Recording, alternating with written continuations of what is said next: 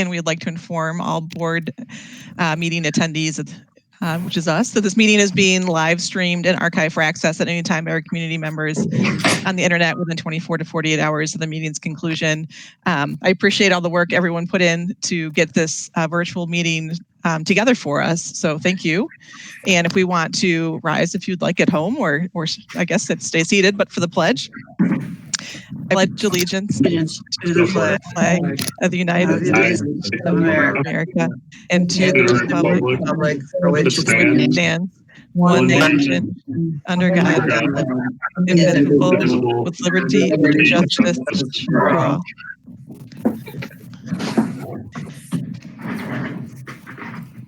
All right, and roll call. Mrs. Sparber. Here. Mrs. Junk. Here. Mr. Carey. Is he absent? I don't see Ryan yet. Lawler. Here. Mrs. Pavlak. Here. Mr. Rivas. Present. Mrs. Witt. Here. Is Ryan Carey absent? Perfect. Yes, he did not say he wouldn't be attending the meeting, but he's not in here yet. So mark him absent for now, please, Beth. Thank you. All right, so with six members present, we do have a quorum. So we'll move to consideration of moving something from consent to new business. Nope. Seeing none, we'll move to approval of the agenda. Is there a motion to approve the agenda? So moved. And a second? Second. And a roll call. Mrs. Junk. Aye. Mr. Lawler. Mr. Lawler. Aye. Mrs. Pavlak. Aye. Mr. Rivas. Aye. Mrs. Sparber. Aye. Mrs. Witt. Aye. Motion carries 6-0. We'll move on to board and superintendent salutes. Yeah, thank you. I'll start with a few. First of all, with the remote learning, one of the tools that has been essential is our Chromebooks. So I wanted to give a shout out and a word of appreciation to our foundation, because if you'll recall, this time last year, they approved $70,000 in Chromebook covers. So I can't imagine how many more Chromebooks Tim and his IT department would be repairing if it wasn't for those covers. So thank you again to the foundation for providing those Chromebook covers.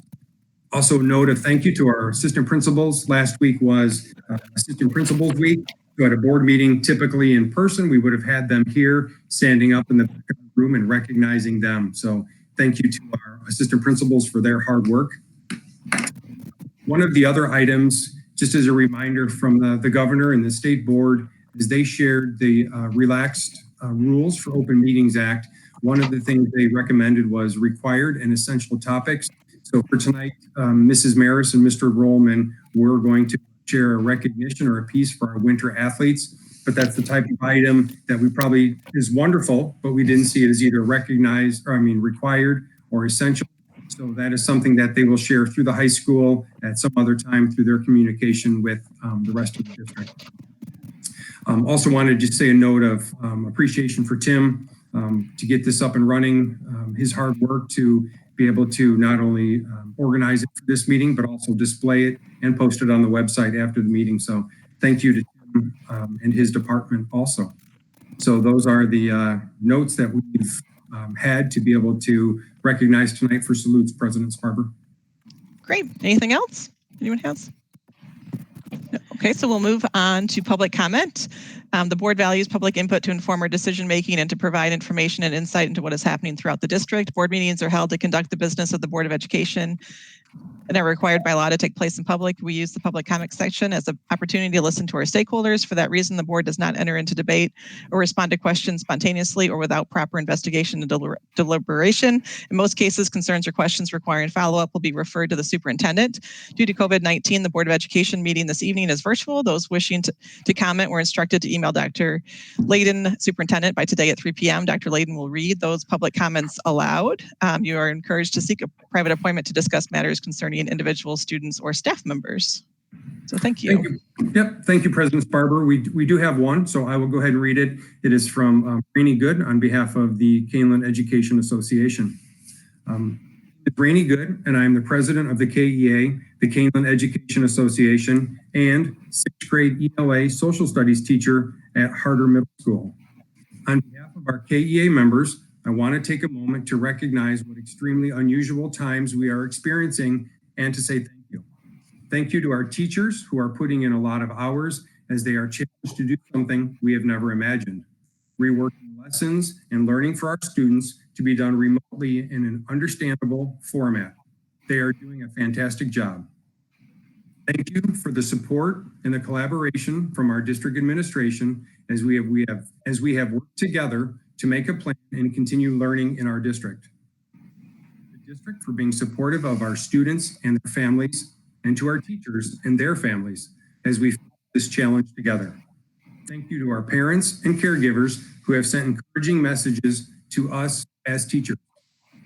We miss face-to-face interactions with our students and look forward to the time when we can be back in our schools. However, we know the priority is that everyone in our community is to stay safe and healthy. In the meantime, teachers are ready and willing to do their best to help students and their families during the closure of our school buildings. KEA sends our best to all in our Kaneland community. Thank you. And that was the only one we had, President Sparber. Great. Okay, thank you. So then we'll move on to the consent agenda. The consent agenda tonight contains the following action items: the approval of accounts payable and payroll, March 2020, approval of treasurer's report, March 2020, approval of minutes of the March 9th, 2020 regular meeting, approval of resignations, terminations, and employment of staff, the approval of destruction of audio recordings from closed session meeting from September 2018, third quarter budget update, and the following informational items: the student suspension data report, the Freedom of Information Act request report. Is there a motion to approve the consent agenda? So moved. And a second? Second. And roll call. Mr. Lawler, Aye. Mrs. Pavlak, Aye. Mr. Rivas. Mr. Rivas, Pedro, you're muted. Aye. Sorry. Mrs. Barber. Aye. Mrs. Witt, Aye. Mrs. Junk. Aye. Motion carries 6-0.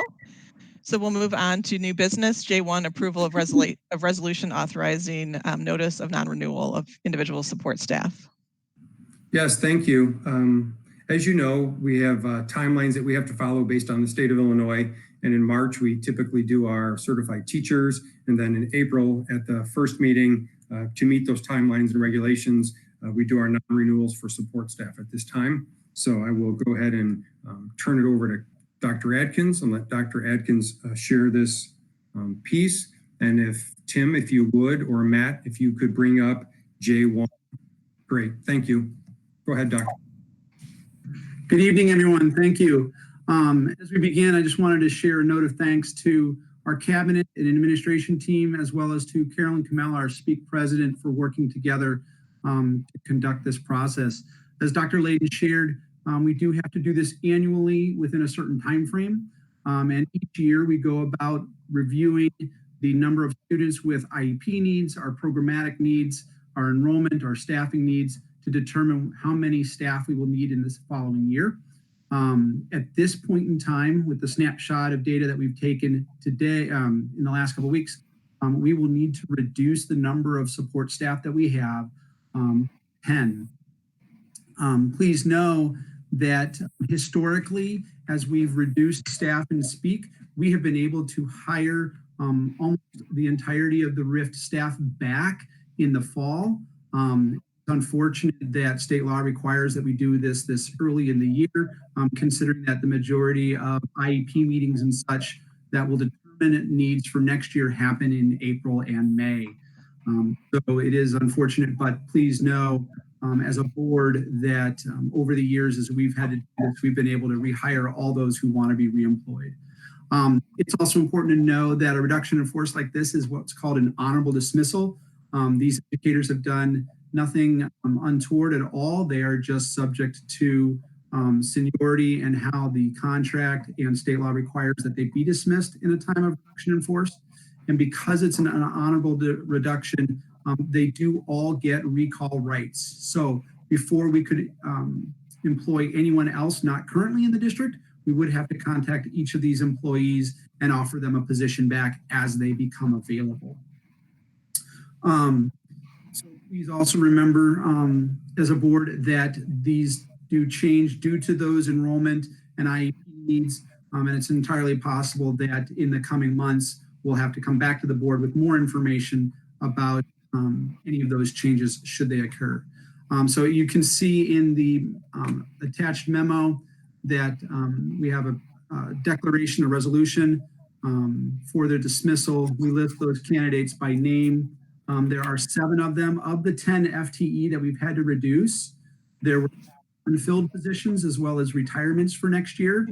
And then in order to get to the FTE amount that we have, there's a variety of part-time staff and full-time staff that we'll be releasing. We did the contract in that probationary staff get released first, then part-time staff, then full-time staff to meet that FTE number. I have personally spoken with all staff members involved in the RIF earlier last week. They all understand the process. They were all thankful for the communication. They all understand their recall rights as professionals. So again, it's an unfortunate process, yet one that I think everyone understands. Everyone sees it for what it is. Everyone understands that we will most likely have an opportunity to reemploy these educators in the fall. So are there any questions?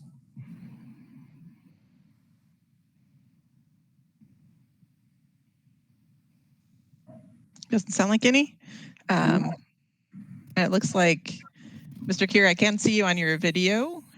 So I don't know if you can unmute if you're here. Yeah, I'm here. Sorry. Perfect. That's good. I just want to make sure you knew you knew you were on. So perfect. Okay, so there's no more questions or comments. I got a question. Yeah. Yes, Mr. Chris, of those that you identified, I know typically it works out that most of them, if not all of them, are able to come back. Do you foresee that? Yes, I would anticipate that we'll have the opportunity, because historically we do have that opportunity every year. Is coming in April and May, and so it's entirely possible that we will need these staff in the coming year. And again, please remember, before we can employ anyone else, they do have recall rights to come back. So I would anticipate that. Okay, thank you. Any other questions? Thank you. You're Okay, welcome. then I'll make a motion that the Kaneland Board of Education approve the resolution authorizing honorable dismissal of certain educational support personnel. Is there a second? Second. Second. All right, and a roll call. Mr. Lawler, Aye. Mrs. Pavlak, Aye. Mr. Rivas, Aye. Mrs. Barber, Aye. Mrs. Witt, Aye. Mrs. Junk, Aye. Mr. Carey. Aye. Motion carries 7-0. We'll move on to J2, district update on COVID-19. Thank you. Before I move on, Beth, were you able to get all of the motions and roll call? I was. Okay, I just wanted to check. For J2, we wanted to provide an update. One of the things that the state has required is that each district take their remote learning plan and post it on their website. So upon sharing it with the board tonight, and then tomorrow after we conclude, and if there are some questions, we'll make sure we answer those questions. And then tomorrow will be posted on our website. But just as a reminder, the amount of work that went into plan this, there was a lot of work that we did, but prior to the district, the governor, the state board, the IASA, IPA, the IASB, our attorneys, statewide attorneys, and the IEA, IFT spent a lot of time putting a lot of the parameters in place, but there is still a lot of local control and a lot of local freedom that we can have. And so in addition to what you're going to see tonight and here as we go through this, there are also social emotional learning packets that are being created by 2 of our assistant principals, Courtney Ward and Nicole Bacalis. And then at the high school, an intern social worker is creating some social emotional lessons. And those are also being sent home for our families too. So in addition to the schoolwork, there's also the social emotional component that we've added to that. So as we go through this document, we have it highlighted for your review. Each of us will share certain parts of it to briefly introduce what we're doing and what it looks like. And then at the very end, Dr. Fuchs has an addition to this J2, which is more detailed on the financial side of it for other questions that our board members might also have, and also answer so that our community members that aren't able to attend can also view it on this stream at another time. So with that introduction, the first part of that, so Tim, if you can bring up J2.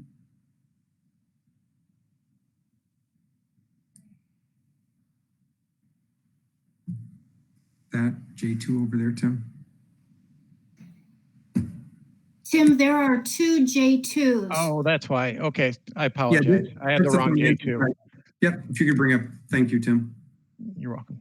So if you can scroll past the memo to the first part, I'll turn it over to Dr. Mum. If you start about teacher availability or so, Dr. Mum and Mr. Raleigh, for about the next 4 or 5 pages, we'll tag team the academic piece. There is a financial piece in there, a special education piece, and a testing piece that I'll also provide some updates on too. Dr. Mum and Mr. Raleigh. I think Mr. Raleigh is ready to start. You're going to have to unmute Patrick. Go ahead and Yep. start. And Tim, if you can scroll down to teacher availability, that's where we're going to start kind of having the discussion about our current plan. Thank you. And we've collaborated with several other districts around us to help inform this plan. And this is what we have moving forward. The first part here is teacher availability. We have shared out with teachers that they're going to be keeping some office hours in order to maintain contact with our students. That information was shared in an email on April 6th, what their office hours were going to be. And we're looking at 3 hours a day. So in those office hours, for those 3 hours, students can email staff and expect to have questions or concerns answered for them. If there's clarifying needs, if they're seeking feedback on some assessments, some reassessments, that is their office hours and their guaranteed availability during those times. We've communicated those out to both parents and students, so everyone should have those hours by now. And those hours will maintain throughout. If there is a change, we do know that there are a lot of extenuating circumstances that are happening. And if a teacher needs to change those office hours, we have just asked that they communicate that upfront and beforehand with families to the best of their capabilities. So parents and students are aware, if there is a change, they're aware of what those changes are and when those teachers are available. The last part there talking about our support service or our support staff, our ELL staff, our special education staff. Our expectation is that they're going to be connecting with students every other day to help support their IEP goals, their IEP needs. This is in addition to the scheduled meetings that we have for our special education services and in terms of annual reviews, case studies, things like that. So these are just interactions of students interacting with teachers of the hours that they're available to do so. The next part there talks about student attendance.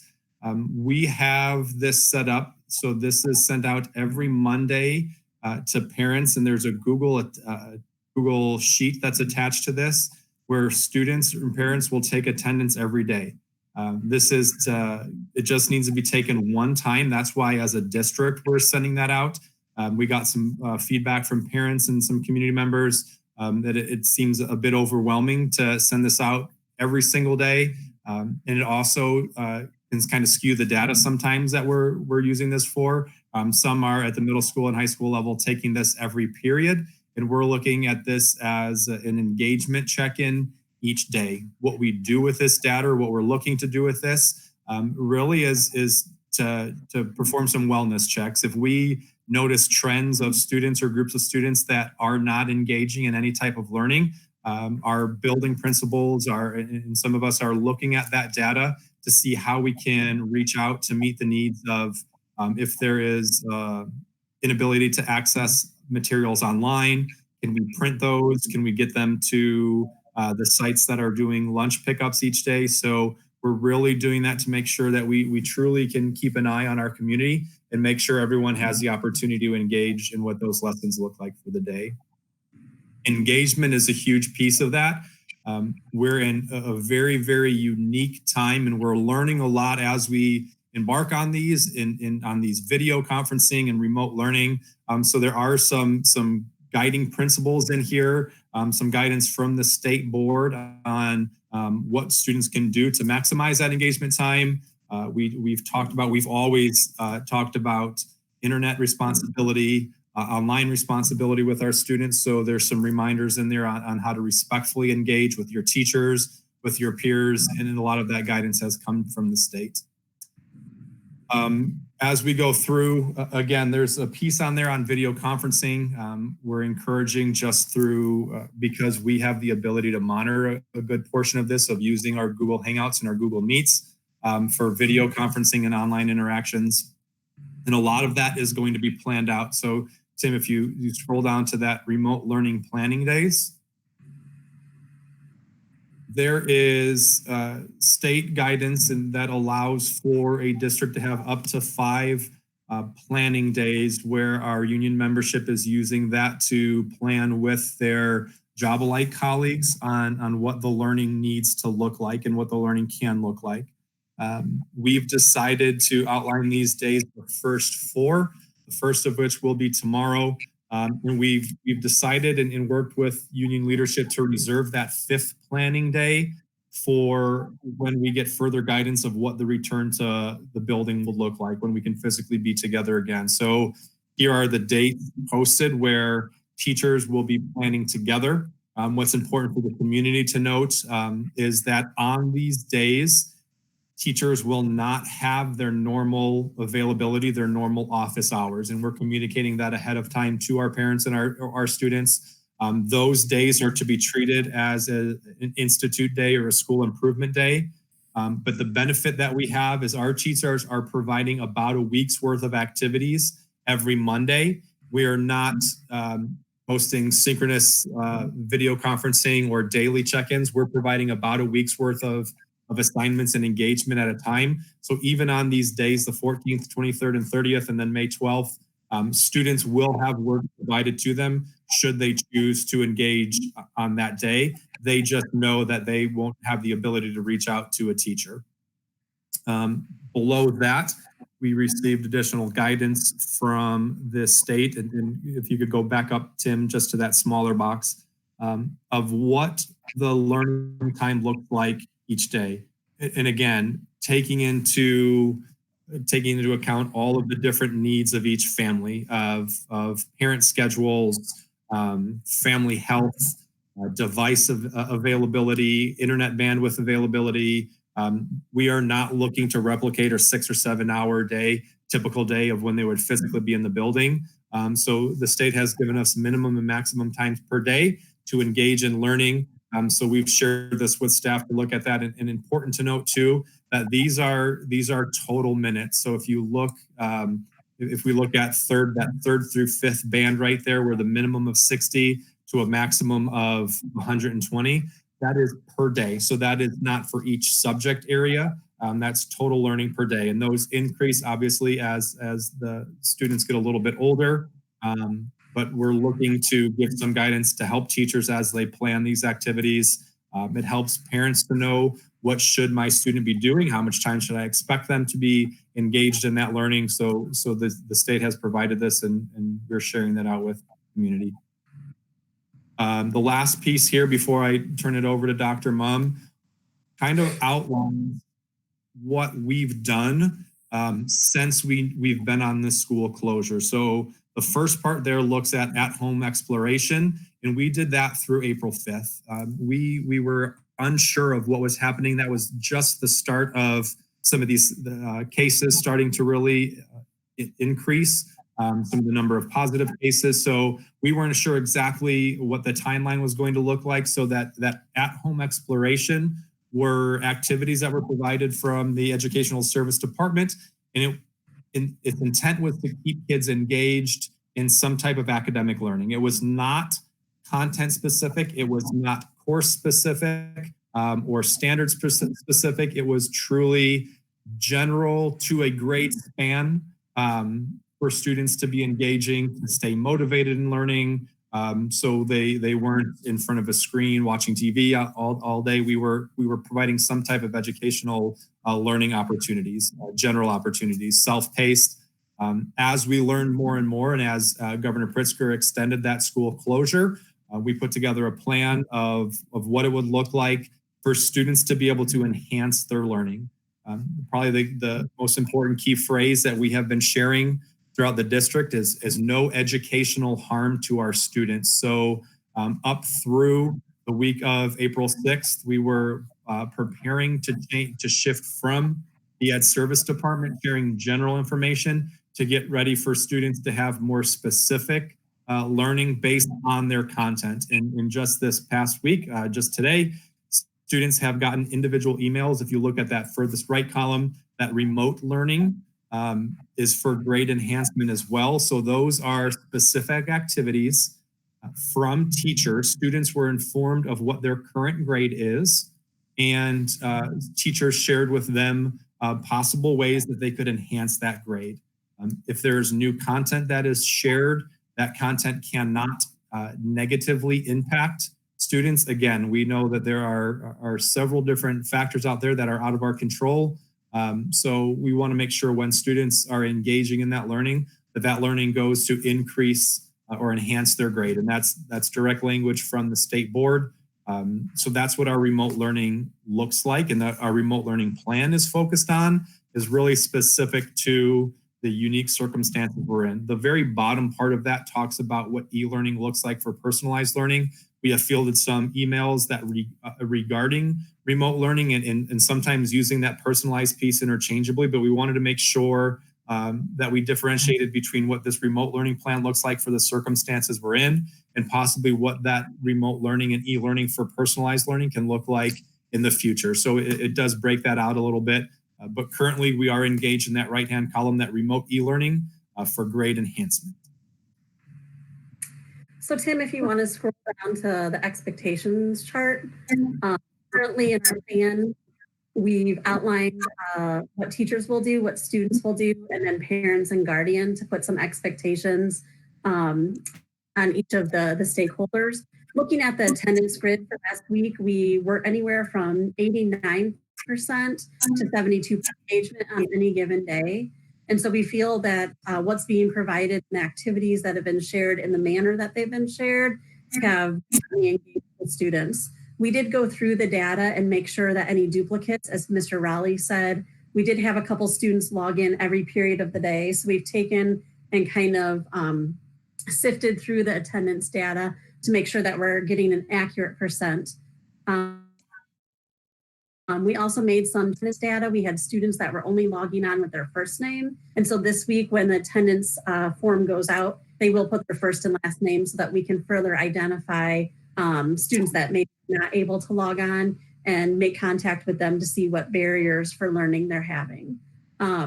As you can see, in kind of the expectations in general, the teachers, as Mr. Raleigh said, are really looking at content that they were working on up to March 13th. Any new content we'll talk about in just a little bit, and they need to be looking at those lessons in a variety of different ways. If they are having live meetings with students, we are asking them to do it within certain timeframes. Our first week back, we had a couple problem-solving issues where I've had 3 teachers email me that they want to connect at the same time. So in order to not overplan for the student, we're giving some timeframes in which they can connect if they do live video conferencing. We are asking the students that they complete the work assigned by the teacher. Of course, as you can see in the next part of grading, the work cannot impact your grade in a negative manner because as Governor Pritzker had said, you don't know the family context, if they're caregiving, if someone might be having an illness or the Wi-Fi concern. And so their grade as of March 13th cannot be negatively impacted by remote learning. So you do have some students that are looking at a higher grade or a grade that they feel some satisfaction with. And we've still asked the teachers to reach out to the students, give them some enhancement activities to deepen their understanding. And again, new content we'll speak about in just a moment. The next statement down you can see is the safety information, collaborating with some other districts around us, as well as our district legal counsel.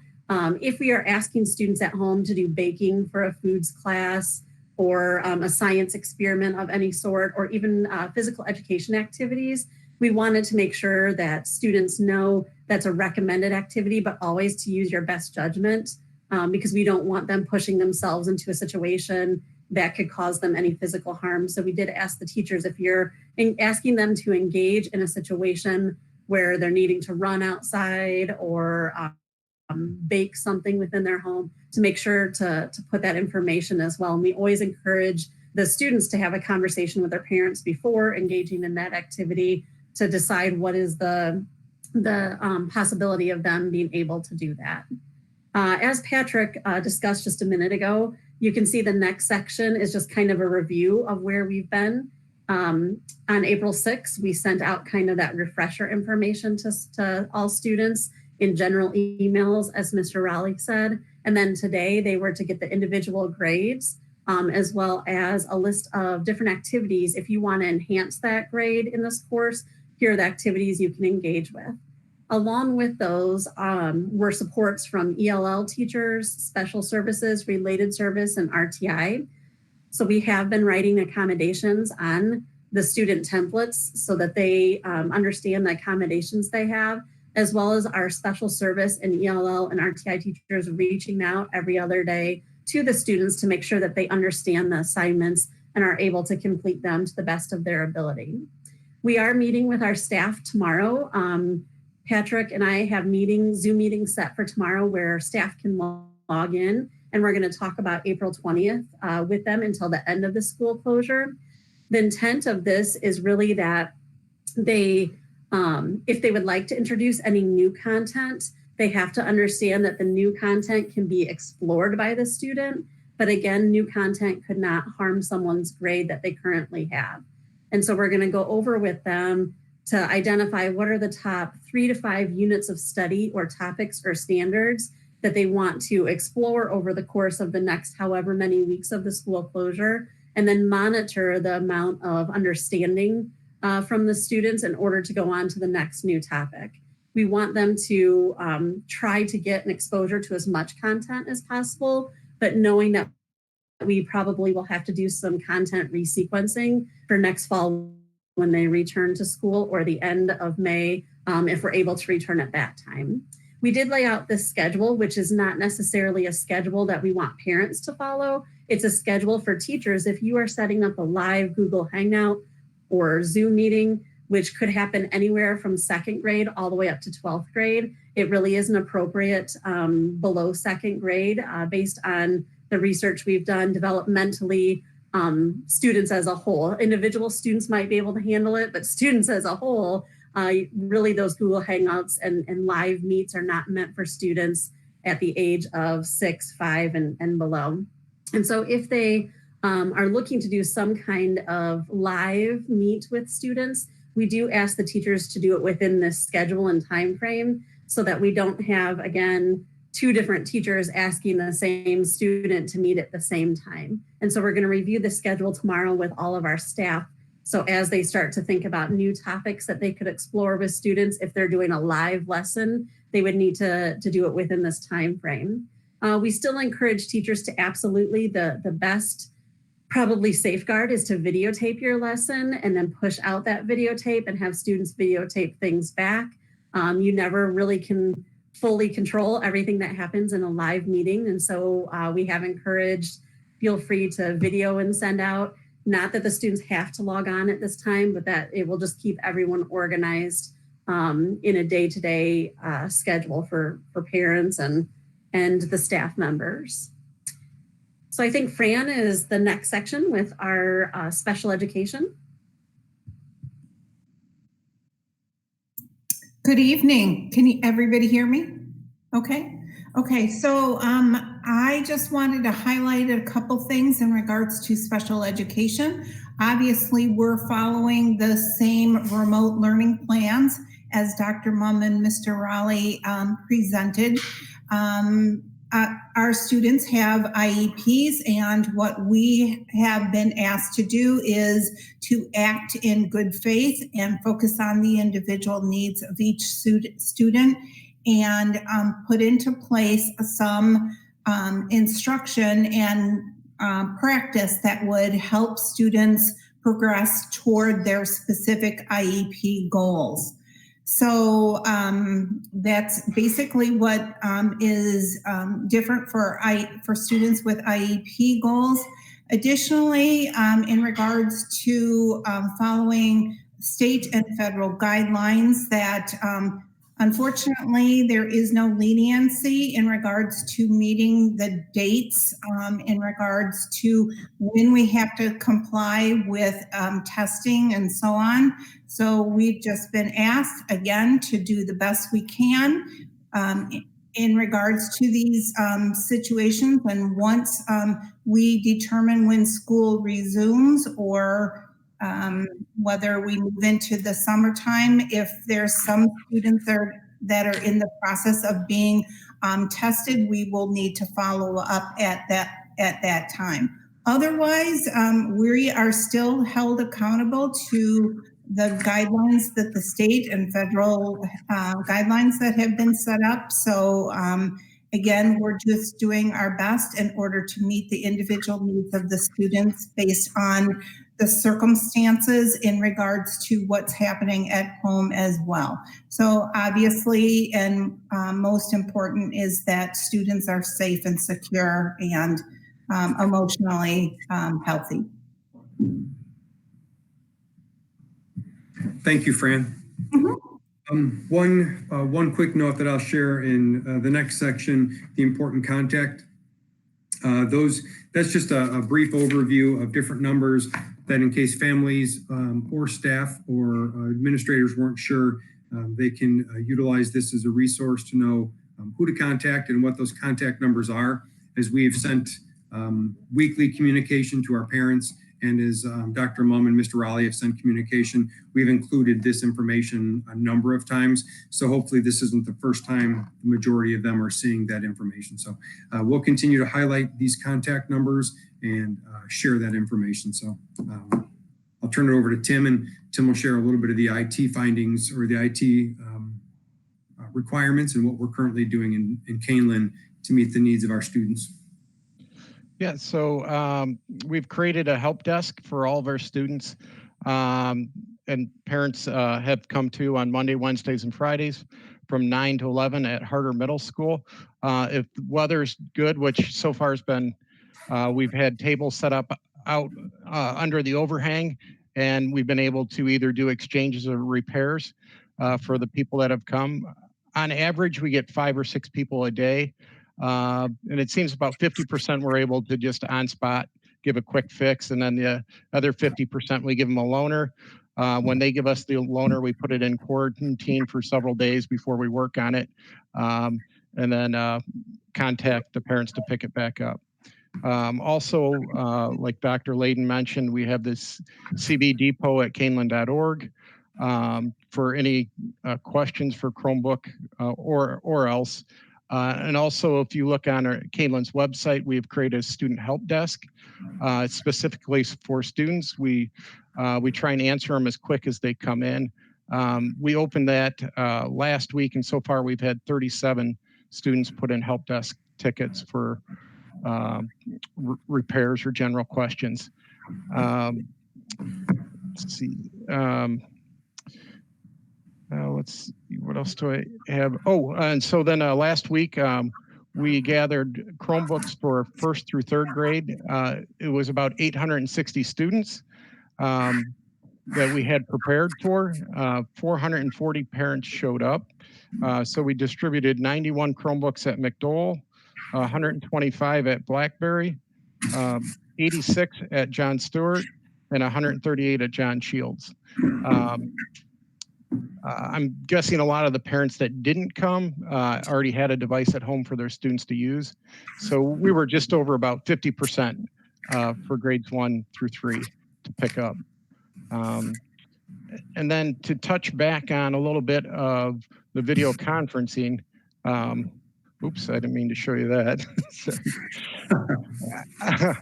You can tell where my kids play. I had an image here and then I lost it. It was for a video conferencing chart. Here we go. It's coming up here. And if you can see that on here. So it looks like the majority of, this was 38 different school districts in Illinois responded to this survey. And you can see 55% school districts are using Google Meet to video conference with their students. And this was not teacher or district admin or anybody else, just specifically student to teacher or teacher to student. We have 31.6% with Zoom, some Microsoft Teams in there. And then some others, I'm guessing like WebEx and some other ones in there. So Google Meets is a large percent of what school districts are using. And then kind of touch back on what Patrick was saying. One of the reasons we decided with Google Meet is Google Meet fits our criteria with the Gaggle filtering, so then we can stay on top of any logging or bullying or inappropriate use on any of that content. And also with the Google Meets, we can have it teacher initiated so that students can initiate conferencing between each other. A teacher has to initiate that and then join the teacher's meet. And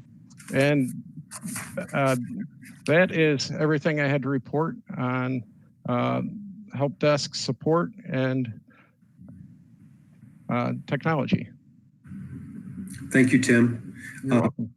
Last couple things we'll touch on.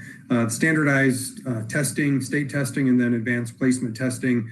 I'm sure you've probably seen and heard some of that in our updates, but they have, the state has waived all of our state testing throughout the rest of the spring. So even if we do have a couple days at the end of the school year and come back, which hopefully we do into May, we won't utilize those days for any of our state testing windows.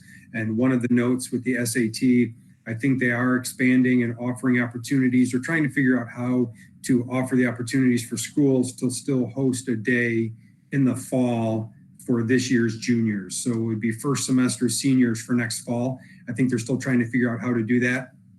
And I know that the College Board has done a great job trying to determine what the testing process is going to look like. So if the College Board, from what I understand and read on there, they and the teachers should be reaching out directly to students, and administration should be reaching out to our students too. So if any of your students or neighbors' kids have questions on AP testing, hopefully they've received that, and they should also be able to see some of that online. I think just to reiterate the importance of our indicators of success, as we've had some frustration of state testing, this one completely out of the state's control, completely out of our control, but some of the shifting between ACT and SAT and the PARC test to IAR to different versions of the PARC, I think it just reiterates the importance of the indicators of success and for us to continue to utilize that in our next strategic plan, along with some of the data that we do get from the state, because that's important too. Then the next chart is just suggestions that they had for additional activities. So when mom and dad or kids are tired of each other, tired of studying, and they do need a break, here's some other things that they just recommended that we can do with our students at home to alleviate some of the study time and to take study breaks, or even as adults, work breaks too, while we're sitting in front of our computers. Then the next section, which is the last section that's required, this is our transition back to on-site instruction.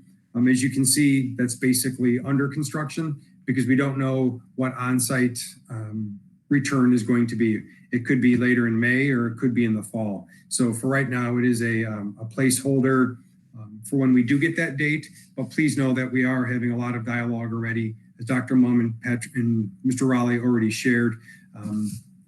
we are going to have to figure out what we're going to do with students and learning gaps. As I'm starting to read now, while there is a lot of impetus and stress and pressure being put on students right now to study, there's already a lot of conversation for next fall. What's it going to look like when students get into back to school in the fall?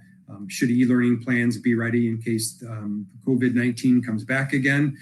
Or how we're going to meet the learning needs of our students as gaps, 2, 3, 4, 5 week gaps may develop over the course of the spring and into the summer and fall for next year. So that piece will be updated. And if there are other updates that we need based on other rulings from the state, other state legislation, we'll make sure we share that with the board and with our community. And so before we transition to Dr. Fuchs for the second part of J2, wanted to go ahead and open it up to board members to see what questions that you had that we can answer now and what questions we need to consider to provide for you at a later date. I got a question. Mr. Rivas?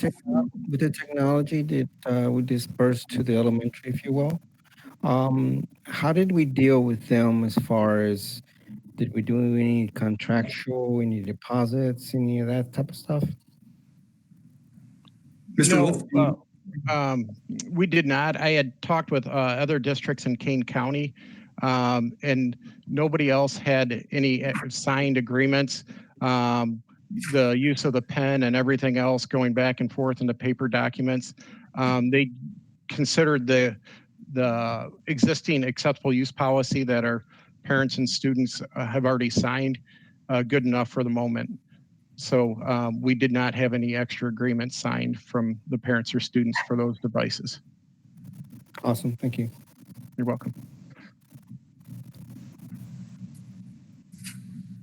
Along the way, it was mentioned that some teachers are going to be introducing new content in the next week or so.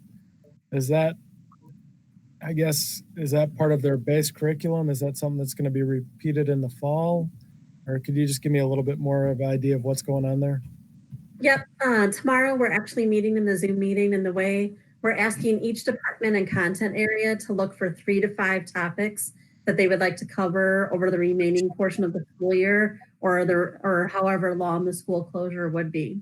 The core topics should be something that's just cornerstone within that content, course, or grade level. And then over the course of the time that they introduce that, let's say they do it in week 1 and 2, we're going to be asking them to report back to us the level of proficiency that students have that content. So if we get reports back in the Ed Service Department that in science for this topic, we only saw 50% of the students engage with the level of proficiency, then Patrick and I will know that there needs to be a refresher of that in the next content that's up in that science course or for that grade level. And so we're going to monitor it by looking, do we have proficiency and understanding from the students at the 80 to 85% before we decide that that doesn't need to be part of resequencing for fall content. If it's lower than that, we know we're going to have to resequence the fall content and move it up to the next grade or the next sequential course in order for them to kind of a refresher overview of that content that they did miss or didn't get a full exposure and understanding to. So it's going to be a little bit of the staff tomorrow making the list of the content that they want to explore, and then keeping in contact with Patrick and I as they explore it to show how many are actually taking part in that new content, not only just taking part in exploring it, but are they showing some level of proficiency? And if they're not, we're going to have to repeat that in the fall. So are you going to make the decision based on the number of participants or based on how well they absorb the material based on some form of testing or quizzing? Yep. How well they absorb the material and show proficiency in the material compared to the total number of students that could possibly engage in that content. And so if we only have, let's say there's 400 fourth graders, and if we only have 200 engaging in it, but all 200 showed a level of proficiency, we know we still have another 50% that didn't engage in it at all or didn't have that level of proficiency. So that will need to be part of a repeat resequencing next year. And so we want to take it by the total number of students that should be accessing it. We want to look at how many accessed it, but then we also want to look through assessments like that, products that they turn in. What efficiency are they doing?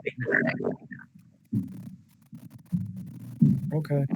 And then Dr. Eggleston was talking about possibly doing testing in the summer. Did I understand that correctly? Are you planning on testing in the summer, or was that me not understanding? I'm sorry, Ryan. You're breaking up a little bit. When Dr. Eggleston was talking about the special ed section of the presentation, she had mentioned possibly testing in the summer. Are we planning on bringing kids in the summer, or was that just a hopeful kind of thing? What I was referring to is students that need to be assessed, that we're in the process of determining eligibility. So on 60-day frame that we have to complete the assessment. So that's what I was referring to. Our plan currently from an education research department is not allow students coming in to assess outside of what they would do for summer school. We have a separate plan for summer school. But as far as our district learning, Patrick, I don't mean to cut you off. We can't hear you. Should we have everyone try to mute and just have Patrick? You guys hear me now? Any better?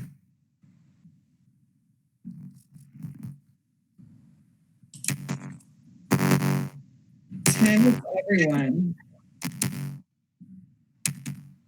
Am I garbled too? Oh no. Is it Google?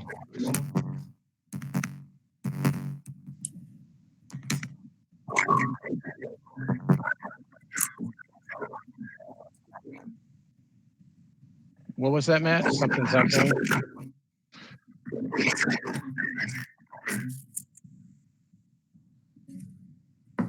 Okay. Okay, let's try it now. Go ahead, Patrick. Our plan, you guys better now. All right, can we take a pause? Can we take a 2-minute break while we fix it? Is that allowed? Is this just a Patrick issue? Is it? We have Yep. Can we do a 2-minute break? Yes, go ahead and look at the text.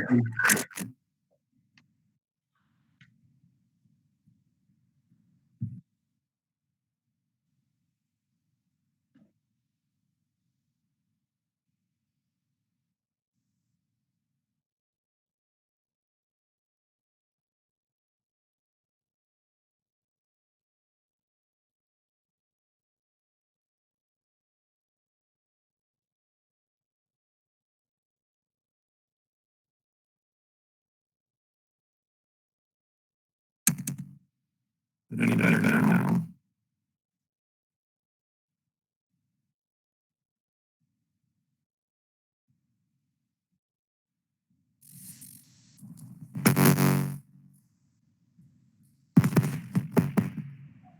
So, number of people.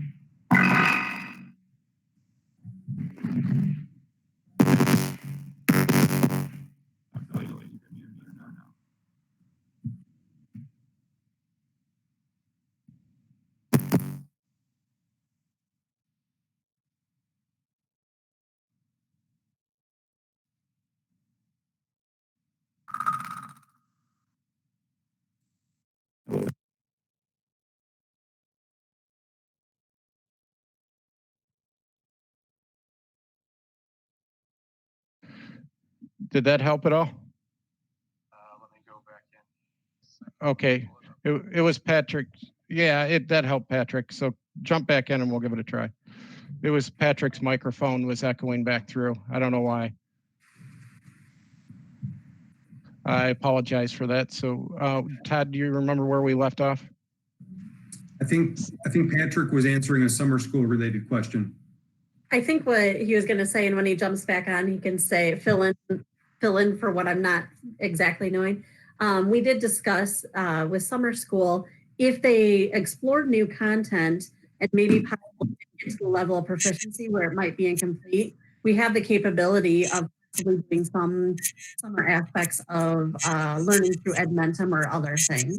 And so it doesn't mean that they just necessarily have to catch all in the fall, but there might be some other opportunities for us. Others, Patrick? Can you hear me better now? Yeah, I was just going to respond to that.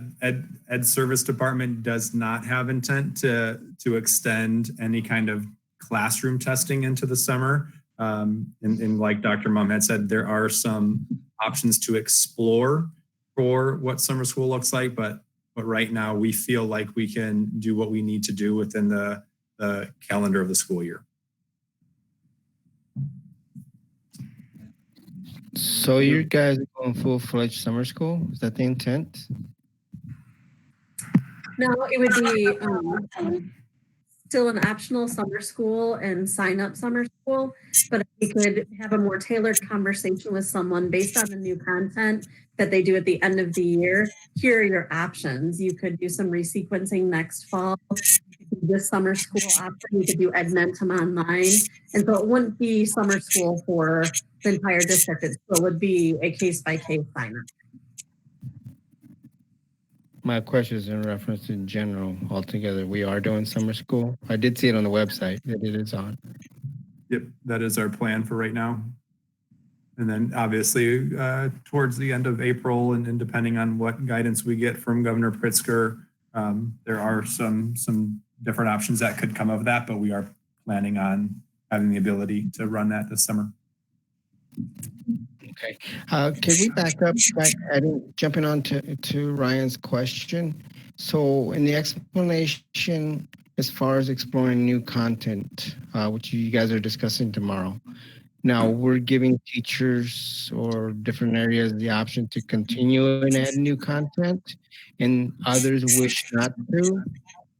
Is that correct? Did I hear that right? No, we're asking all departments and all grade levels to identify the top 3 to 5 key topics or units that they do want to cover and expose the students to. So there isn't any teacher that will not be exploring some kind of new content, but they have to look at the progress of students over time to know how much new content they can cover.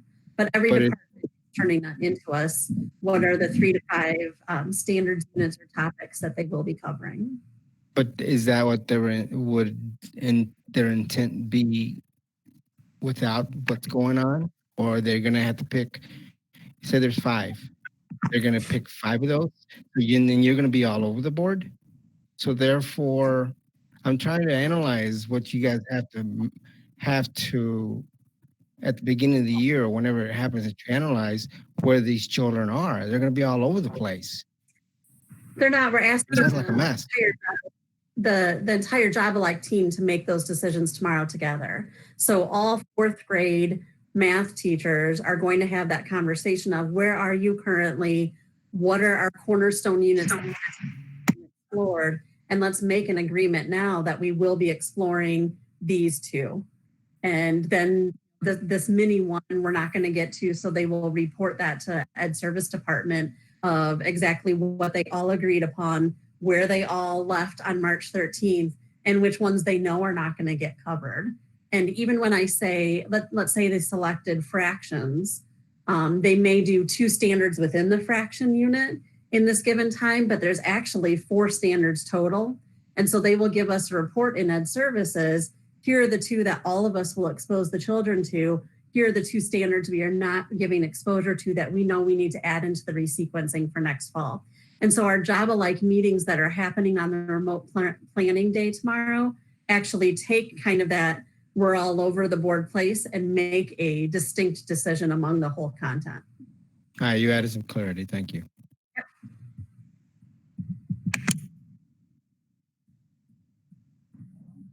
Other questions before we move on to Dr. Fuchs for the financial piece of it?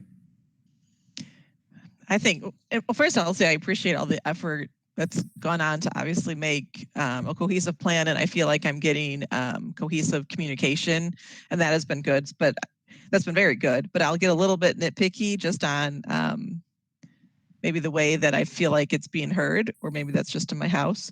But we talked about like tomorrow there being essentially a SIP day. I think for some classes, they are giving out like daily assignments instead of weekly, and tomorrow there isn't one. So that communicates that tomorrow's a day off.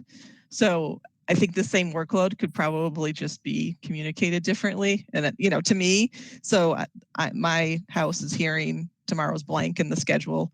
And the only other thing I would say is the grade enhancement piece, maybe just because they're such a reassessment stage right now, sounds a lot like reassessment and not a lot like new content. And I know that's wording that came from the governor, but it just, I guess I don't know why it just strikes a chord with me when I hear it, because it sounds so grade focused instead of learning focused.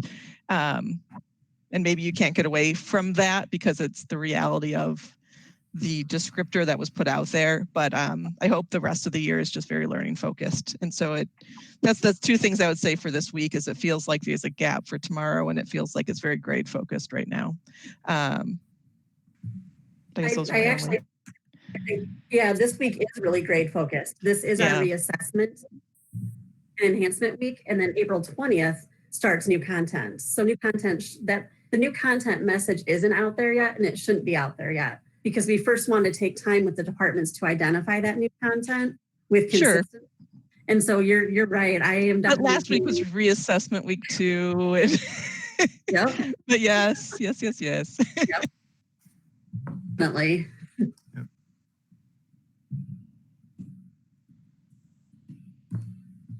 Right. Well, thank you. We'll go ahead. If there are other questions that you do think about throughout Julianne's presentation, when she's done, feel free to ask those too. But thank you for the feedback, and cabinet members, thank you for the information that you put together for that presentation. So with that, I'll turn it over to Dr. Fuchs. Thank you. Thank you. Good evening. I put together a list of topics that we're paying attention to with regard to the COVID-19. I've been meeting online with the area business official at least once a week. A couple times we did twice a week, to make sure that everybody is experiencing the same thing and or supporting one another. So the things that I'm talking about are not unique to our school district, but can be seen in most school districts surrounding our area. A lot of the concerns are not with increased expenditures. A lot of our concerns are surrounding decreased revenues. And so we're really paying attention to some of them. The biggest one, of course, for our district is property taxes. There are several things happening right now, including a bill that's being proposed that would delay the collection of property taxes. Additionally, tomorrow night, the Kane County Board is going to be voting on a 1-month delay.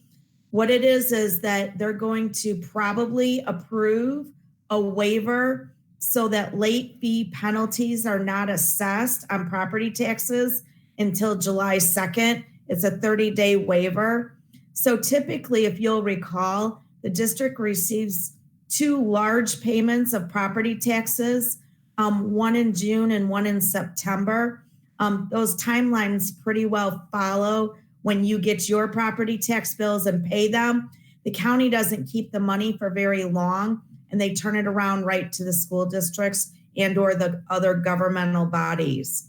So for us, a delay in the property taxes may mean lower cash flow or a cash flow issue. In the June payment and through summer, it's not a problem.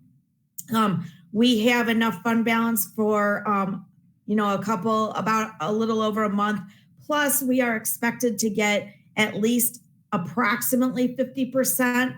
What they're saying is that anybody that escrows their property taxes with their banks that the banks so far that we know of are required to turn over escrow payments on time.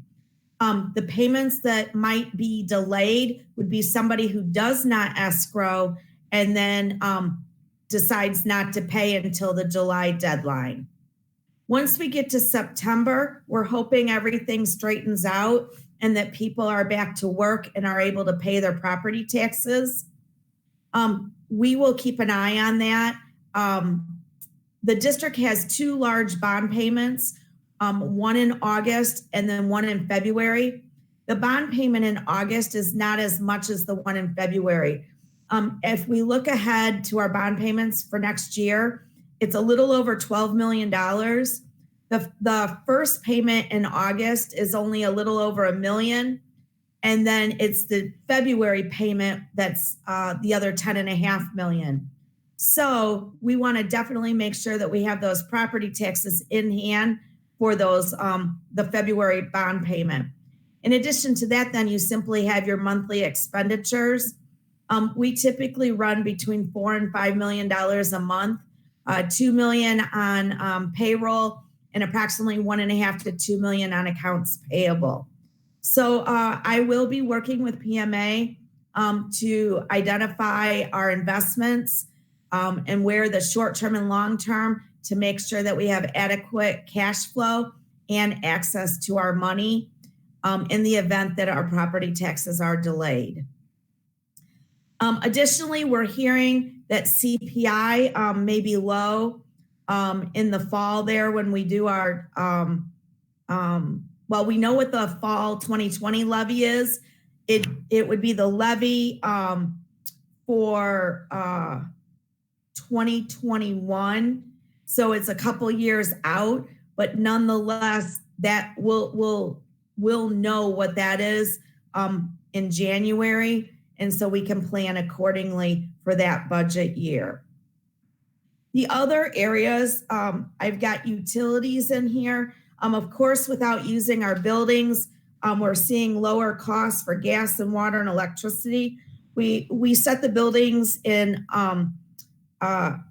unoccupancy mode. Actually, that's a typo there. It should be unoccupancy whenever possible.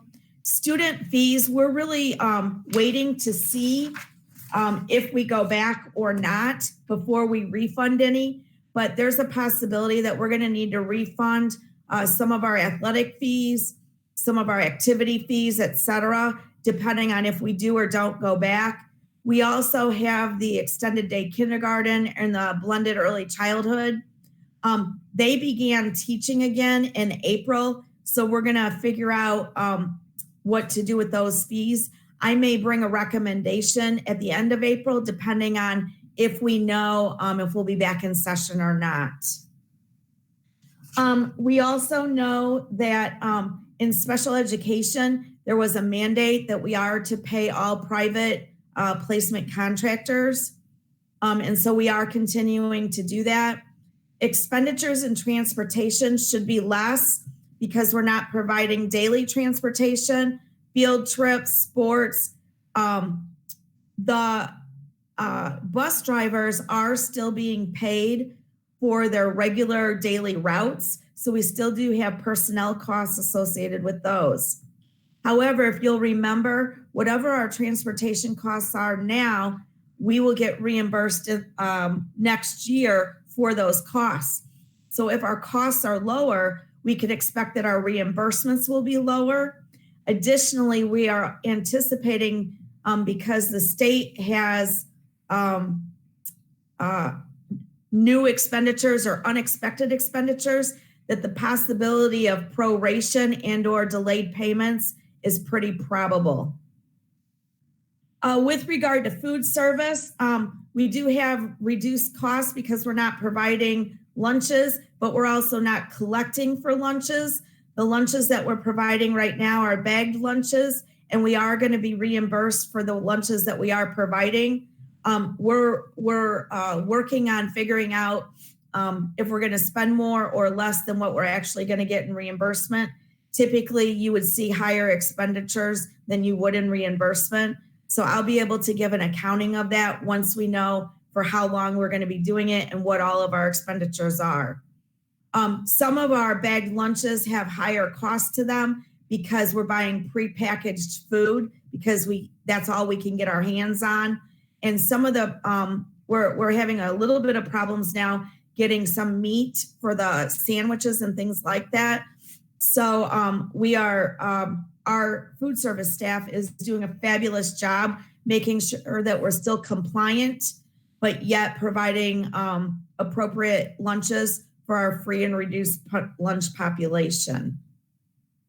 As of right now, our custodial costs are normal. Our custodians have been working daily, and then also we are paying their contract. And so that really hasn't had too much impact on our district at this point. Please remember that service is out to bid. And so beginning July 1, we may or may not have a new service. It will depend on how the bids come in. We've totally closed our buildings, so there are no building rentals. So any money we would have collected for building rentals, we won't be receiving from March 16th on.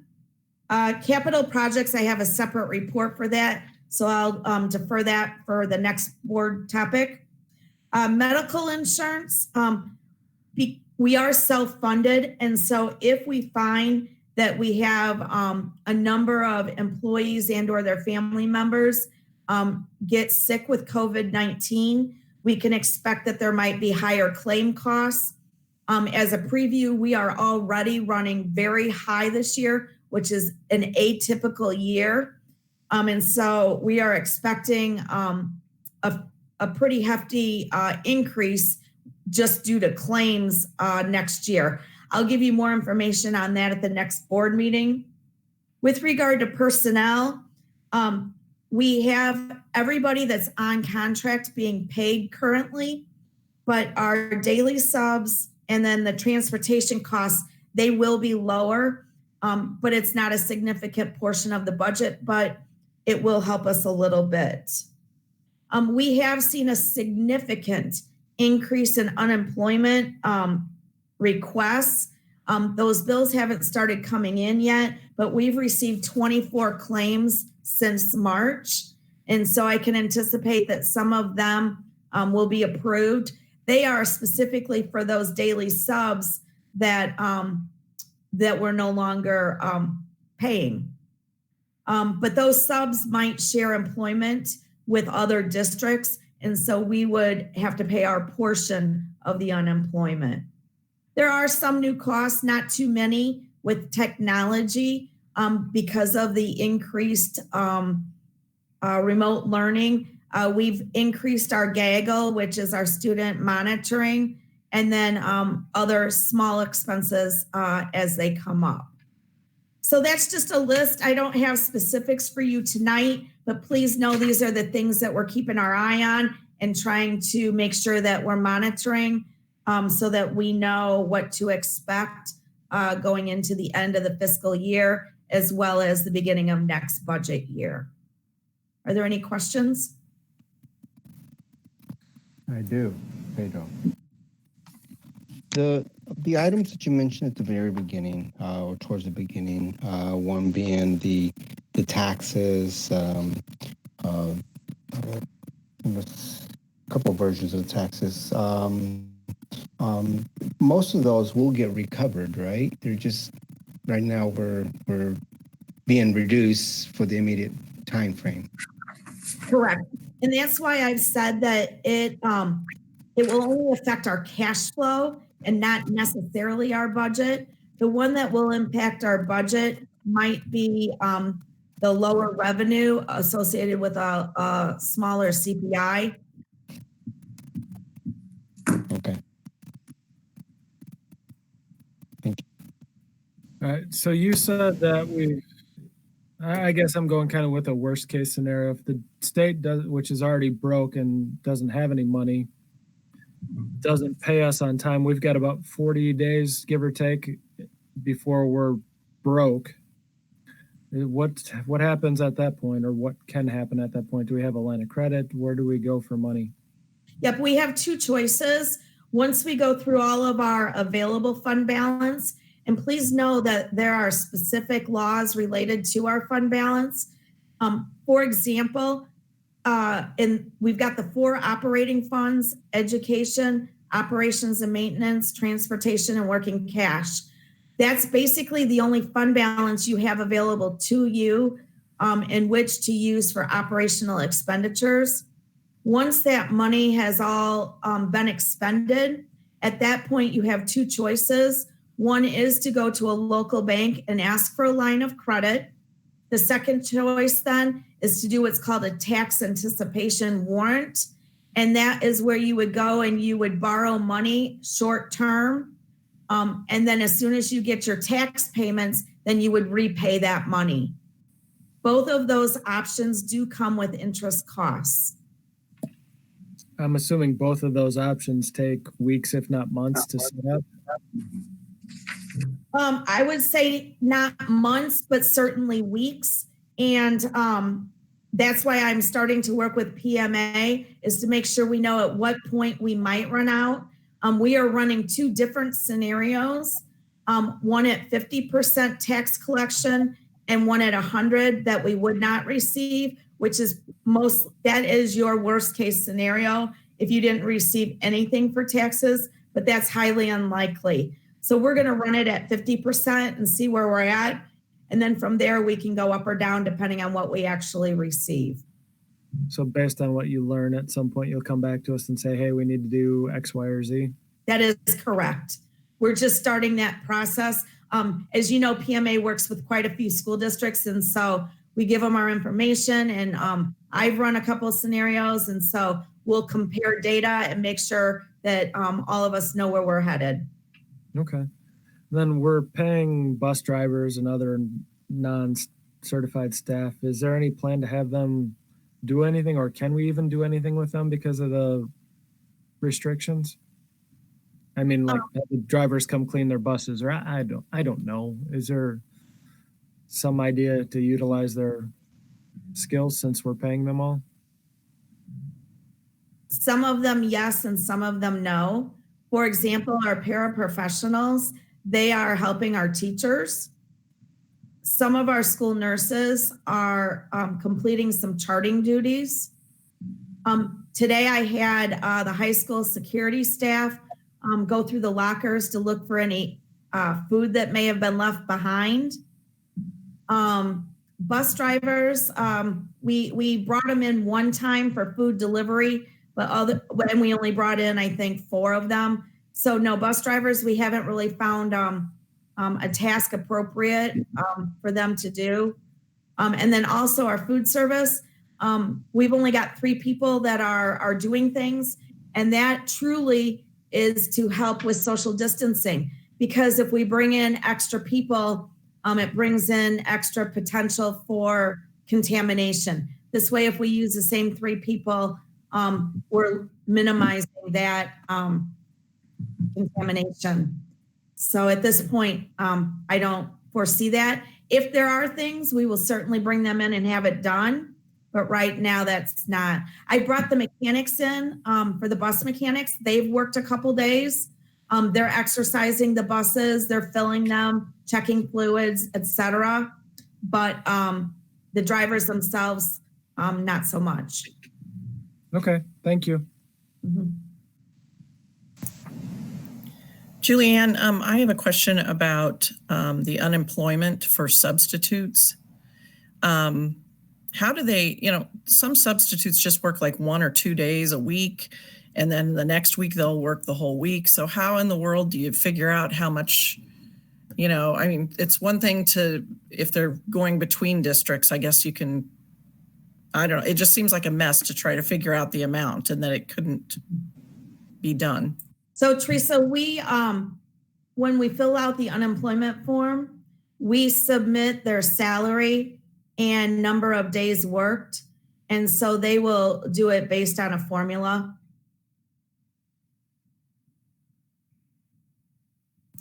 Okay, thanks. Julianne, the 50% number that you've heard maybe for the tax escrow, is there any way to know what it would be for our group? You know, does King County know? I presume they don't know. They do not. That's one of our biggest questions, is what areas have a higher percentage of escrows versus which ones don't. And right now there's no good way for them to know that, because as the county, they simply receive the money. Granted, most of the money, you know, it might be coming in from the bank, but they don't track where the money comes from once they get it. And so they, you know, we've asked that question and they've not been able to disaggregate that data for us. So it is an average and a guesstimate, I would say.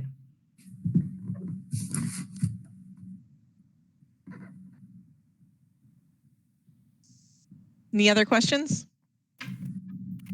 Would the bus drivers potentially fall in the same boat as they're daily, right? Or they contract? What are they? Our bus drivers, Yeah. they are contracted for their route for the year. So we do pay them their contracted route amount for the year. Okay. I was thinking unemployment for them. No, because we're doing the contract.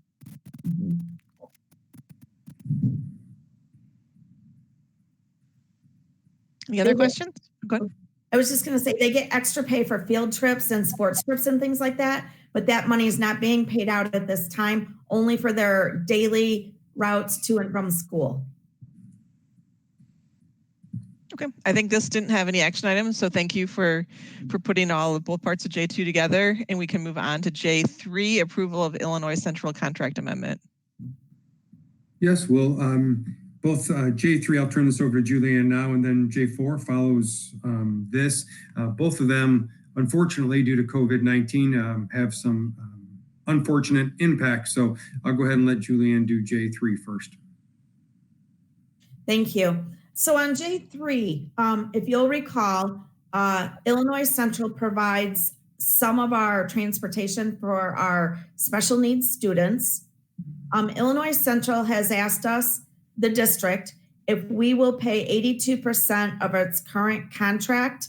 The purpose of that is so that, similar to us, they can continue paying their bus drivers during the COVID-19. One of the concerns is if that we don't continue to pay them, those bus drivers may go get other jobs. And then if we have to come back to school, say, for example, on May 1st, we wouldn't have enough bus drivers. Additionally, the state board I put in a couple quotes from the guidance from ISB, the Illinois State Board of Education, regarding their philosophy and the payment of contracts. And so, as you can see in the board memo, the state is encouraging all employers to continue paying third-party contract employees. The 82% that Illinois Central is asking for will pay for their bus driver and their bus monitors and any operating payments that are unavoidable. At this time, it does not include any insurance payments or bus payments or other overhead, and no profit. We will be, ISB has said that we will be able to submit any expenditures or costs, just like we would on the regular transportation claim form or the special ed transportation. It's the same form, but it's split up. We will be able to submit these costs for reimbursement. Currently this year, ISB is reimbursing the district at 83% of last year's costs. We don't know exactly what percent they'll reimburse us, but we do know that those costs would be eligible for reimbursement.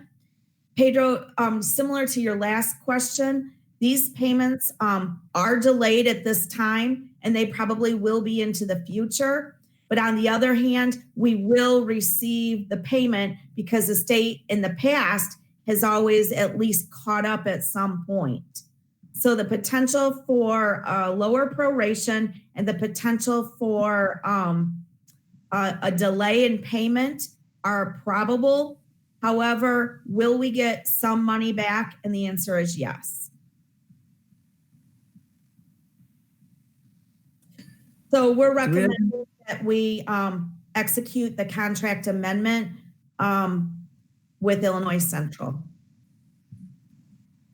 So if I understand this right, we're getting money from the state and we're passing it along to the contractor and he's agreeing. And is it, and this is the part of this is the actual question. Is it somewhere in writing that he's actually going to take that money and pay his employees, or do we have a way to audit that it actually did happen?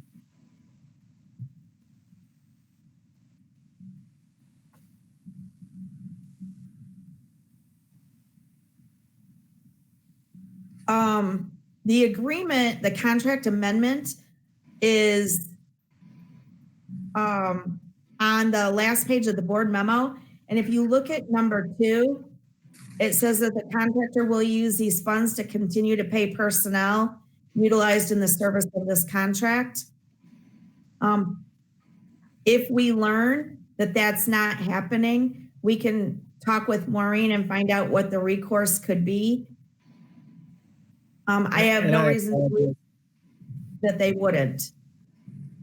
I mean, I don't either. And I'm sorry, this is last minute, but it seems like we should have some mechanism to check that in our contract.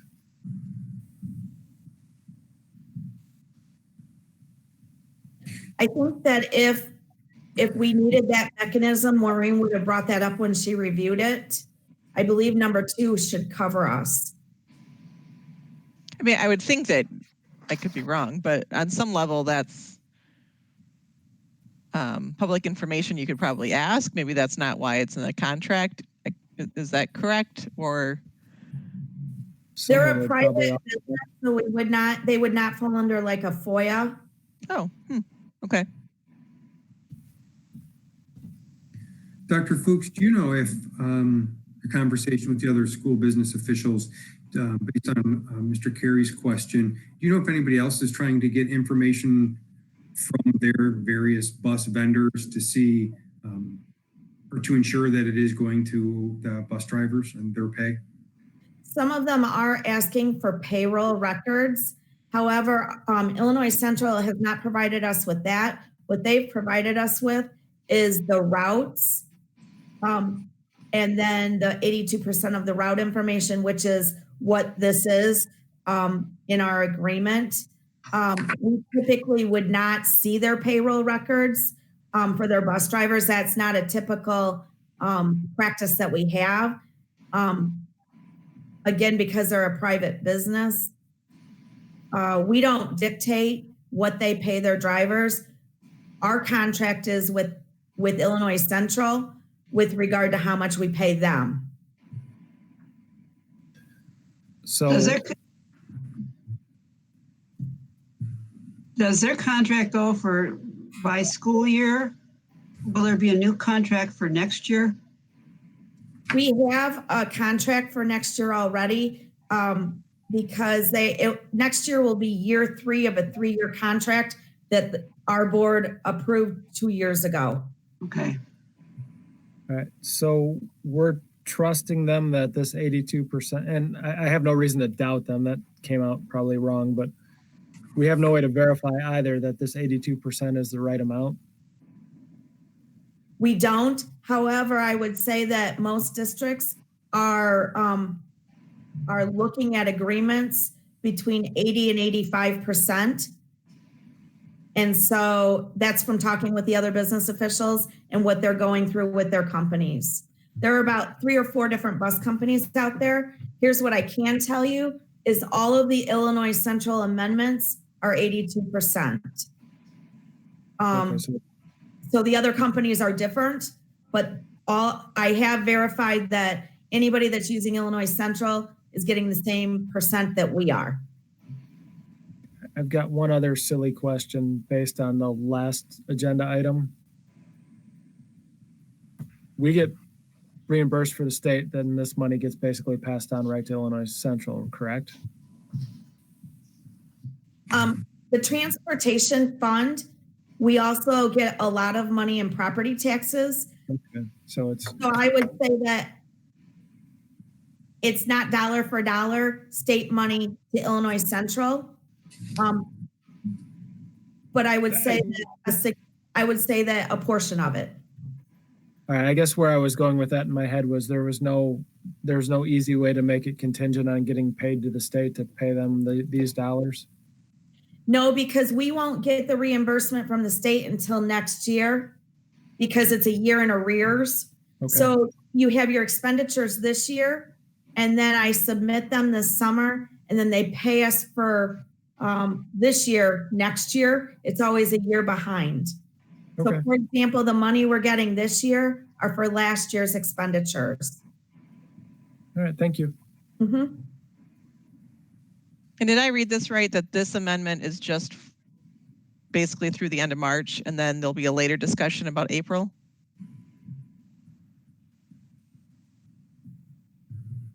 You know what? They signed the wrong contract.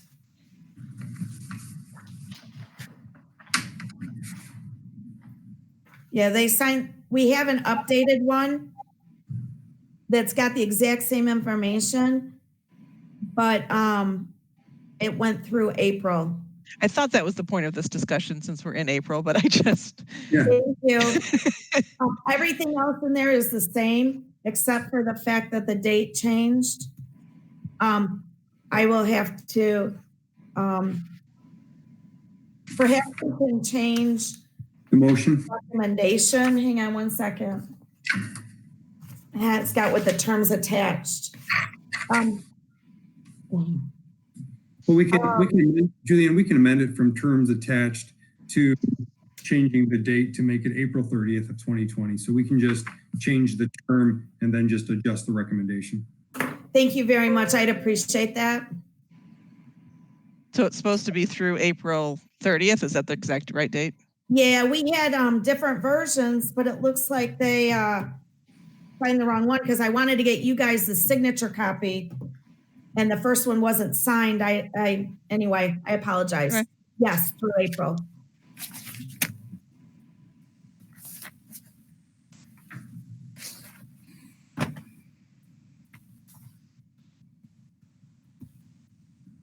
Any other questions?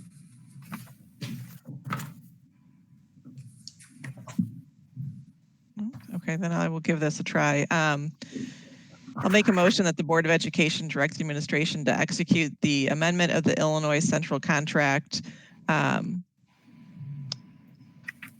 with the terms, should I say with the terms presented except for, is that what we need to say? Except for the date through April 30th? Thank you. Sure, in the contract that was included in tonight's board packet. Is there a second? Second. So moved. Or second, yeah. Yes, and a roll. I made a motion because I was trying to figure out what I was going to say. So, all right, and a roll call. Mrs. Pavlak. Aye. Mr. Rivas. Aye. Mrs. Farber. Aye. Mrs. Witt. Aye. Mrs. Junk. Aye. Mr. Carey. Aye. Mr. Lawler. Aye. Motion carries 7-0. We'll move on to J4 Summer Capital Project Update. Yeah, thank you, Julianne. If you can provide the update for J4, please. Sure. As we enter spring and get ready for summer, we've encountered a few problems due to COVID-19 where we haven't been able to have mandatory walkthroughs, pre-bid meetings, bid openings because of the restrictions on the size of gatherings and things like that. Additionally, some of the manufacturing of the products that we need are not as readily available because they have shut down or scaled back their operations. So I wanted to give you a quick overview of the projects that you've approved and what our plans are. The most significant one, there are two, project number 5 and project number 7. First of all, Beth, can you be sure to get this in the minutes? There's a typo. It should say delayed until summer 2021. We are going to put the science classrooms and the univents at Kaneland High School, those projects on hold because we do not believe that those projects would get done prior to school opening in August. And so by putting them on hold until summer 21, we can be sure then that we'll have all the appropriate supplies, materials, and bid processes in place in order to do that. The other projects, though, which, by the way, those two projects represent about 700,000 of the million. So that's actually going to help us with our cash flow in the O&M fund should we encounter issues. The other projects, we are expecting to open bids on April 20th for these projects. Some of them, that number 6 there, the maintenance department is working on for the greenhouse. And then if you turn to page 2, you can see the only other delayed project right now is the master facility plan. It's just become a great challenge when the architects and the principal and the groups of people aren't able to get together to have the discussions and meetings for that. We still believe that that can get done, but it will simply just be delayed due to our lack of ability to be on site to look at various, to look at the facility basically. And so with that, there's no vote needed for this update. The one thing I would want to mention is since the time that we had this original list of projects approved, we have had 2 things come up. One of them is on the agenda for tonight. It's the PA system at the high school. The other one that we're still getting more information about is we've learned that the dust collection system in the industrial arts lab is no longer able to keep up with the amount of dust. And so we're looking into what it's going to take to make it work, whether it be repaired, replaced, and how much. So I should have more information for you by the end of the month at the second board meeting. But both of those projects right now, specifically the PA system, are estimated to be around 100 to 125,000. And so at this point, tonight I'm going to ask you for one. The other one will come in a future meeting. But that's in place of the 700,000 for the 2 projects that are going to be put on hold. Do you have any questions? I have questions about the univents. Sure. All right, we were replacing them because they were old and worn out. Do we have enough spare parts to make it through a year, or should we consider just bidding some of the equipment so we have new units on hand that can be easily swapped out? I will need to check with Mark Payton about the univents, specifically that question.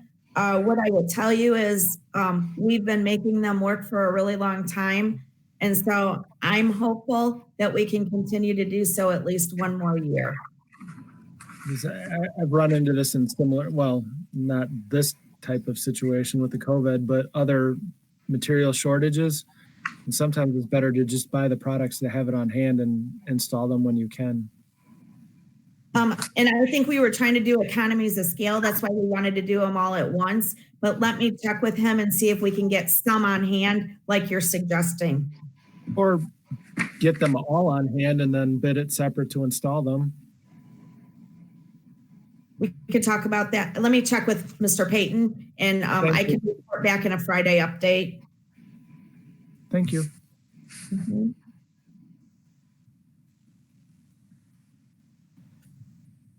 Any other questions? Oh, okay, we'll move to, thank you, Julianne. We'll move to J5, approval to seek bids for replacement of intercom PA system for the high school. As I had just mentioned, this is one project that we believe is important, primarily due to the need for safety. It's really important that the administration and or staff is able to communicate to the entire building through a PA system. Our PA system is older. It was installed in the early 2000s. It worked fine up until December. We were able to fix it, but then it continued to break and or have other problems. And so at that point, we could no longer It works, but I don't think it works in every classroom and not very well in some classrooms. At that point, it was our recommendation from Pentegra that it get replaced. And so what we're asking is that we can go out for bid for this. And then once we get the bids back in, I'll bring that to the board for approval with a final cost and vendor. And then our goal would be to get it installed this summer so that it's ready to go for August. I'm sorry. I have a question going back to the last item, which kind of corresponds to this one, but didn't the board vote on telling you to send those projects out to bid? So do we need to? Yep. This was not in the original list, Ryan. We had no, I'm sorry. I'm sorry, going back to J4, we told you to bid the Univents and the other. So do we need to vote to tell you not to do it? No, I don't believe so, because as soon as everything is back to normal, we will want to go to bid so that we can get moving on it. The earlier, the better, will position us better for next summer of 2021. So that directive in our vote a couple months ago is good for an indefinite period of time? Unless if something significant changes, which I would update the board on. Okay. Yeah, we would bring that back to the board if there's a significant change or a request that would be different than what was originally agreed upon. Okay, thank you. Sorry to jump back.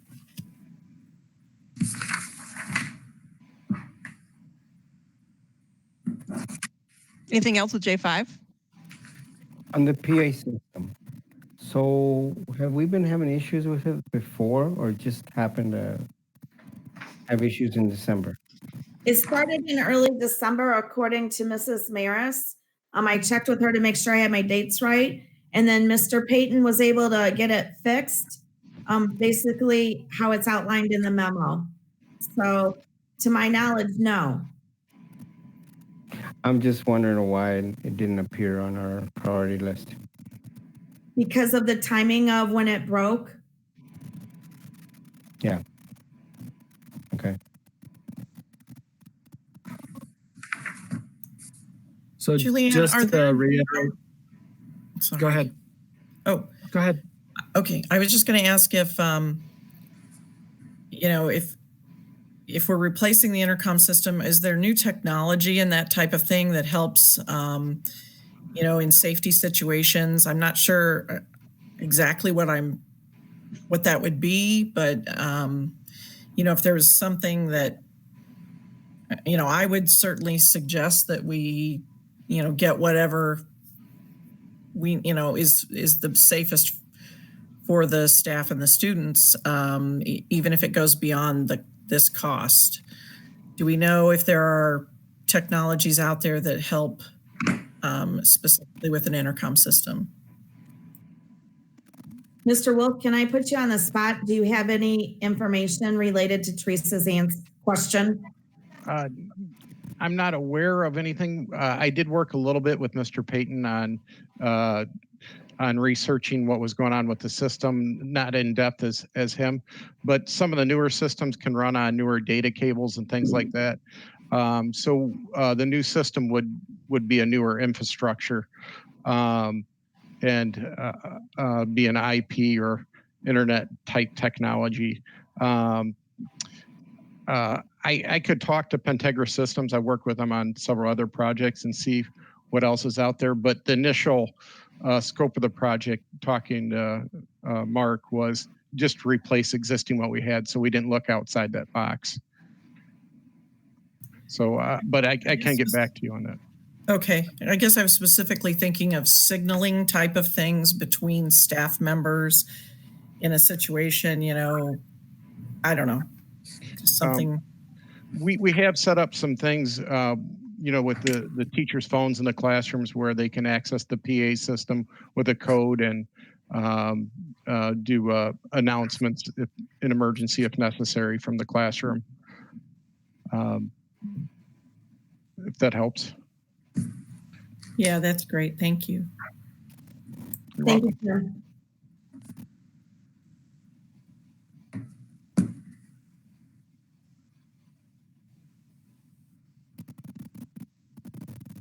Was the word you're looking for, Teresa, options? I don't think I was looking for a word, but feature. I thought I got it out, but if you think I needed another word, that's great. No, I'm just thinking if there were other options with technology, and which I follow what you were saying. Yeah, But, options or features, like features, yeah. anything that would enhance safety, I guess, I'd like to hear about. So. And this is like all the other bids that we go through the initial stages, and then if the numbers come back unacceptable, we can always reject the contract or the bids. Yes, exactly right, Ryan. Okay.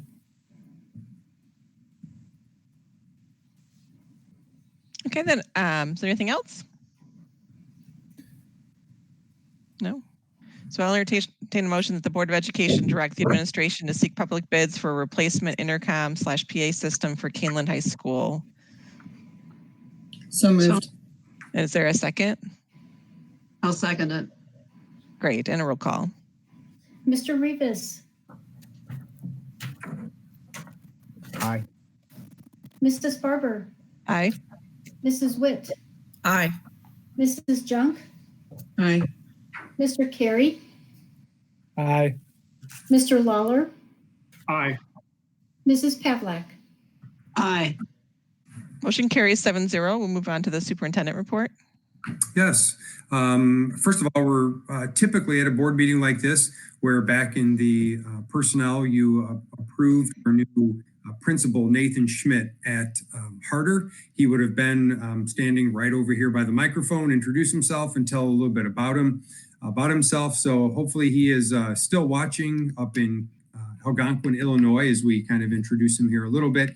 We will have him come to the virtual board meeting on the 27th and introduce himself. And if he has some family, introduce them also. And he also will be part of this week sending out some information on Friday and Saturday this weekend to the Harder teachers and the Harder parents with a little video kind of introducing himself also. So thank you for approving Nathan Schmidt as our new principal at Harder. He is coming from Cary Junior High, which is in Cary, Illinois. It's about 900 students, so it's very similar in size and demographics to Harder. So we're looking forward to having him, looking forward for you to be able to meet him at the next meeting. And also just thanks to the interview committee, because just as you're sitting here for this period of time, we were on for about 4.5 or 5 hours with the candidates and then the debriefing time. So it's what also we'll do starting tomorrow as we start to look for the replacement for Laura Garland, who's our new personalized learning coordinator. We're going to be doing the interviews this week, and then hopefully at the our goal is at the April 27th board meeting to bring the new principal at John Stewart to the board for approval. So hopefully you'll be able to see and meet that person also virtually. Wanted to thank Tim and his staff for the 400 Chromebooks they got up and organized for Wednesday. As that need became apparent, they did a great job mobilizing and getting those. So thank you to Tim and his staff for that.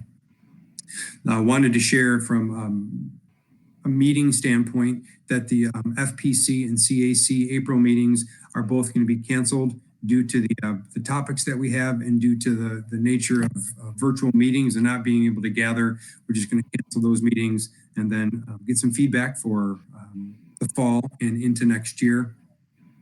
Another meeting that we were supposed to have but got canceled due to COVID-19 is the Kaneland Connects, that we were supposed to have our third of 3 meetings to finalize the strategic planning process for the new plan, which is the Kaneland Connects. I did send out an email, Beth and I, earlier today to the committee members. So there's a little bit of feedback we're looking for. We're looking for some creative videos from our committee members that we'll use to share next fall when we roll out Kaneland Connects to our community. So our community members look forward to some additional feedback and some thoughts on that as we wrap that up. There will be some pieces going into next fall going to do something slightly different that we'll share more about, but they're going to be commitment teams rather than just waiting every 4 years to renew a strategic plan, or 5 years or 6 years. We're going to have some teams that will meet on each of the commitments, the 5 primary commitments, throughout the year to try to keep it more readily on the forefront of school board members, community members, teachers, and staff. And then 2 other things wanted to share. Foundation meeting. We'll be doing our quarterly foundation meeting tomorrow night. We will be still keeping that meeting and posting that virtually. Part of the impetus to keep that is, if you'll recall, we do have the foundation engagement activity where we hired Marquette Hamlin Group, and they are working at shifting the foundation, trying to get in a position that it's going to be more active with the members that we do have. There may be some additional staff to try to generate more revenue for grants. And also tomorrow we'll talk about providing grants for staff again. So we'll get that permission from the foundation board tomorrow night and have that conversation. And we'll provide updates. And then lastly, wanted to send a note of congratulations to one of our board members, Aaron Lawler. He complete his doctorate recently. And so over the last month, went from Aaron Lawler to Dr. Lawler. And we do have a Dr. Lawler nameplate for you for the real board meeting when we get back on site. So virtually, we don't have it across your screen, but we do have it for you at the next on-site board meeting. So congratulations for that, Aaron, and your hard work. And thanks to the board for your flexibility with the virtual meeting. As part of the weekly update, I'll seek some feedback to see if there's any feedback on our meeting organization, the way we ran it, to see if we can continue to make it well organized. And thank you to Tim. So, and I think Julianne has maybe 1 or 2 updates also. Great, thank you. I wanted to report to the board that we have served approximately 700 lunches for the first 3 weeks of COVID-19. But this most recent week, we served over 1,000 lunches. And so I just want to say thank you to our food service ladies. We have 3 ladies, as I had mentioned earlier, our director of food service, Gigi Statler, our head cook, Lynn Blazik from the middle school, and our head cook from the high school, Laura Hickman. They have been fabulous in preparing bagged lunches, ordering milk, ordering supplies, and counting everything and getting it ready and organized. This past week, starting last week, our maintenance department has been helping us to deliver the lunches because the bins have gotten too heavy for us to carry, because there's on Monday, Tuesday, and Wednesday, there's 3 lunches. On the Thursday, we do Thursday, Friday, and the weekends. So thank you to the maintenance staff. And then also really important, our admins have been wonderful. I put together a sign up of who wanted to help with lunches, and it was filled within an hour of people taking turns to distribute lunches. And so I just wanted to say thank you to everybody who is helping to provide a daily lunch for the students most in need. The second thing I wanted to mention is that Ryan and Pedro, we had a master high school facility planning meeting scheduled for Wednesday night. At this time, that meeting will be delayed. However, we will probably do one in May, and then it'll probably be online unless if we're back in school, and then we'll plan to do it in person. But at this time, it is delayed, and I will be sending out a message probably tomorrow morning. That's all of my announcements for tonight. Thank you. Leanne, will you be sending a date with that? I'll need to check with the architect. I don't have a date at this time. Okay, thank you. All right, anything else? So we can move on to topics for future agendas. Any topics? Shauna, I actually have, it's more of a topic for an update maybe. The state of Illinois, Moody's and Standard & Poor's downgraded the state's credit rating yet again. And I guess I'm wondering if we know of any specific impact that will have on the district, moving forward. So if we could if there's anything that comes up, I guess if we could have it in an update, that would be great. Thanks. Yeah. Okay, anything else? Shauna, President Yeah. Sparber, I just want to share one topic for future agenda. Typically in April or the first meeting in May, we do our board officer or school board officer reorganization meeting and approve the dates for the board meeting for the following year. So as President Sparber and I talked, you will see that on an upcoming agenda. We're hoping to do it in person. So if we do find out later this month that we will be back on site for May, we will move that topic to one of our May meetings to do it in person. But if we do hear from the governor that it will be extended through the end of the school year, we will add it to the next board meeting, which will be April 27th.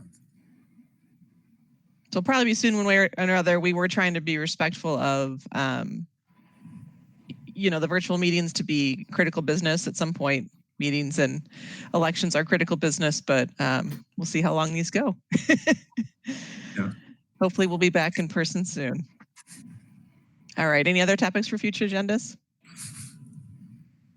No, and we did, I think the one public comment you had, we did earlier. We have no closed session tonight, so the Board of Education is not scheduled for closed session this evening after the vote to adjourn. The recording of tonight's meeting is concluded, so one last chance. Anything else? No, and then is there a motion to adjourn? So moved. And a second? Second. All those in favor? Aye. Aye. Opposed? Motion carries. Thank you, everybody. Thanks, everyone.